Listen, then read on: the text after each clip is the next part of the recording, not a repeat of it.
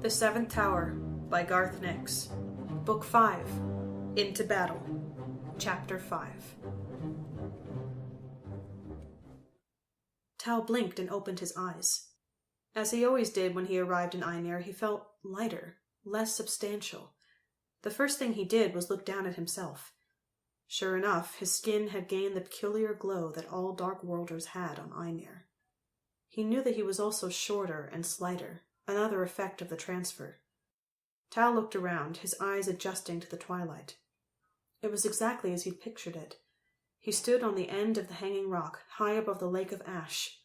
Out on the lake there was the Empress's Island, and then, in a semicircle around it, hundreds of chosen houses, all built high on stilts and joined by narrow bridges and raised walkways. The anchor hole was near his feet. He could see through it, see the lake far below. "I've done it!" he exclaimed. There was a red glow in the distance, behind the far crater wall, the sun setting. He had timed it exactly. Soon the last light would fade and he could sneak down the path behind him. "Adras, I've done it!" he said again. There was no reply. Puzzled, Tal looked around. There was no sign of the Storm Shepherd. But Tal knew he had to be there. They were inextricably bound together.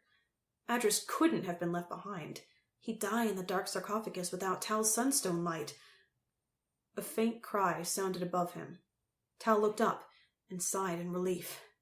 Adras was high above him, a faint white speck in the darkening sky. He was still only a third his normal size, but he was no longer a shadow.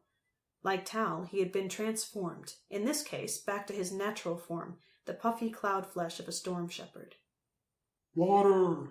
called Adras, his voice thin and high, like the wind blowing between the cracks of a house. "I must find water. I will return."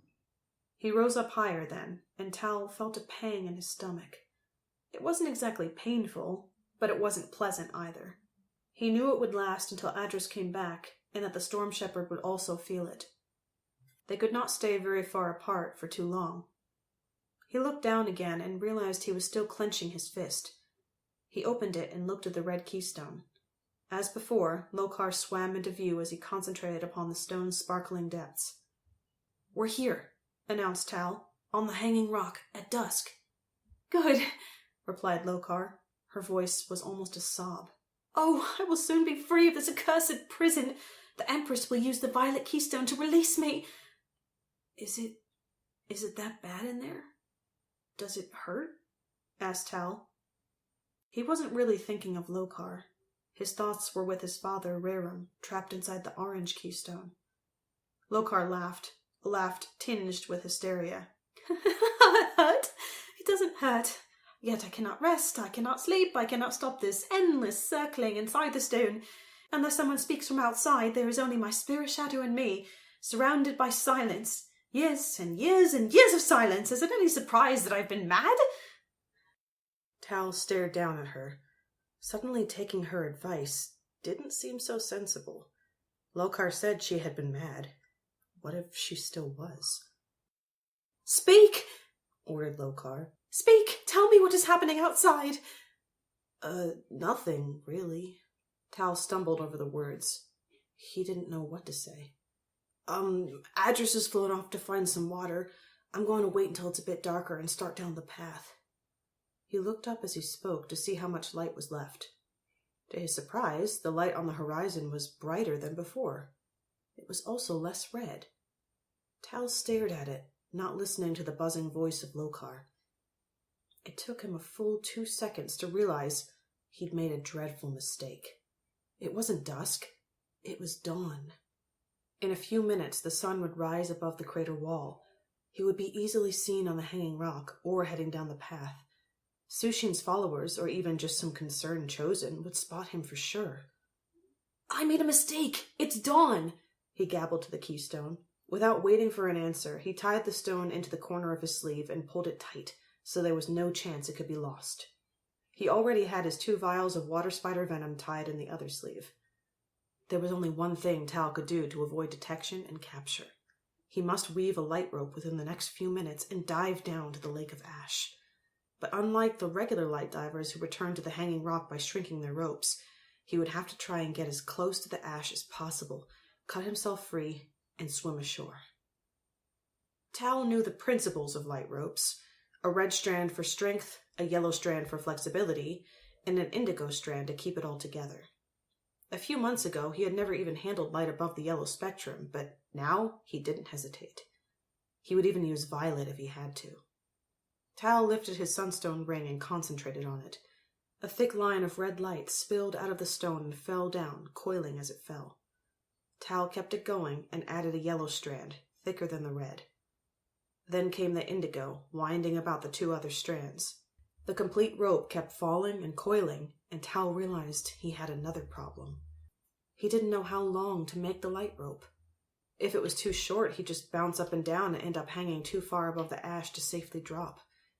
If it was too long, he'd dive deep into the ash, and even though he'd probably bounce out several times, the initial impact would probably kill him. Desperately, he tried to remember watching other light divers. He tried to recall conversations he'd overheard. Was it 350 stretches? It was 300 and something. 360? Tal decided shorter was safer than longer.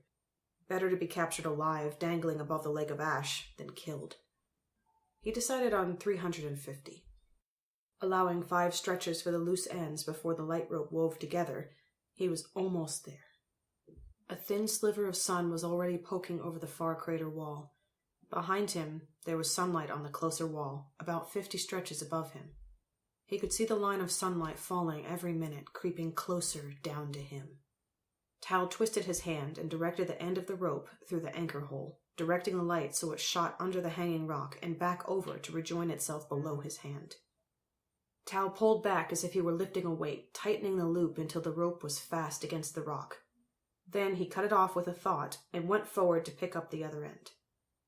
After cutting off the loose strands with a fine ray of red light, he used 2 fingers of indigo light to tie the light rope securely around his ankles. The sunlight hit the top of his head. Tal took a deep breath and shuffled to the very edge of the hanging rock. He looked down. The lake was a long, long way down.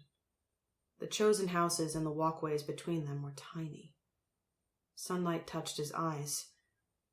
Tal shut them firmly and leaned forward. For a moment he hung on the very edge of the hanging rock. Then he toppled forward and fell straight down, the light rope rippling out behind him.